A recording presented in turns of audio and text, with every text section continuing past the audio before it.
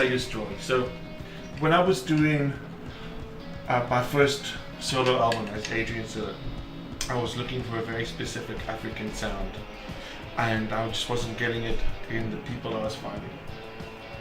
So I went to the Durban Deep Squatter Camp, and I went to the Coca-Cola store and I bought, and I said to the guy, I'm looking for some singers, and he said, buy a Coca-Cola and give me 5 minutes. So I'm in the squatter camp, very white South African, very naive, and I turn around and literally thousands of people came because the producer from Joburg was here. I was 21 and very snot-nosed and in a fucked up old Toyota Corona with a red door, but anyway. And I sat there the whole day listening to people sing and bang and make dances with tin cans and percussion. And they had no money. They had absolutely no money.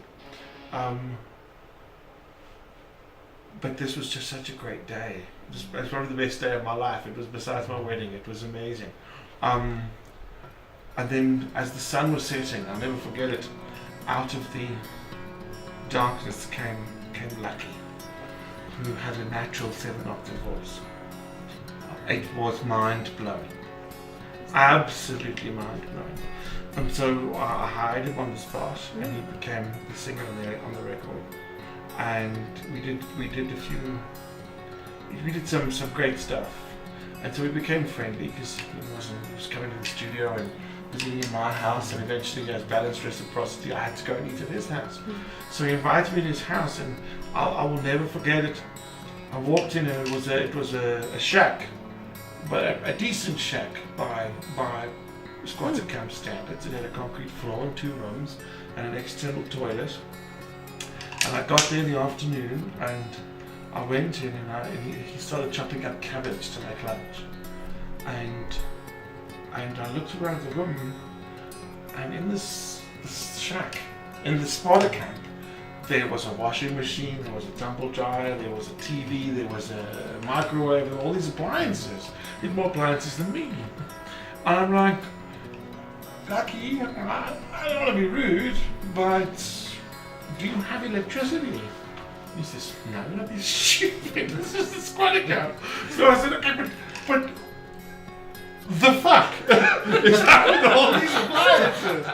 And he says, we're going to sell 1 million copies of your record, and then we're going to make my record, and I'm going to buy a house in Sandton, and I'm going to need these things.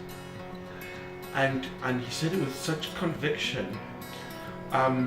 It still gives me goosebumps to think about to this day, because that was his way out.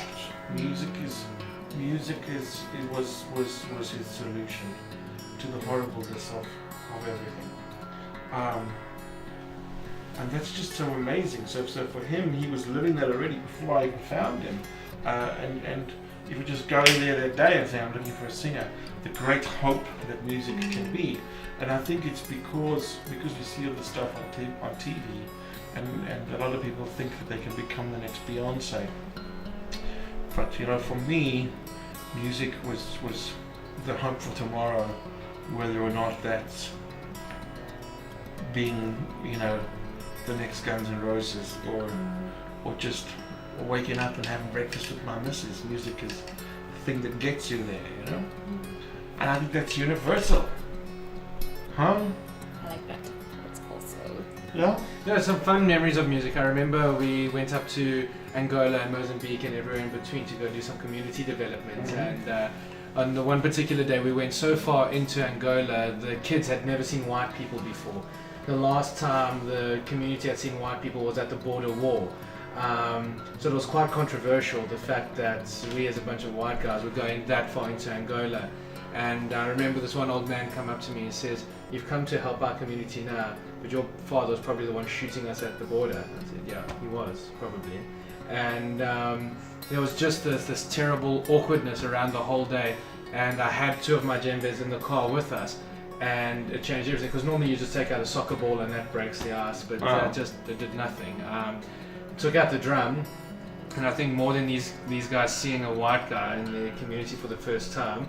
I mean, it was to the point where we got out the car and the kids ran away because they thought we were ghosts. They had no frame of reference for who or what we were. And so I took out the djembe and just started playing. And then one of the older guys started coming in and playing with.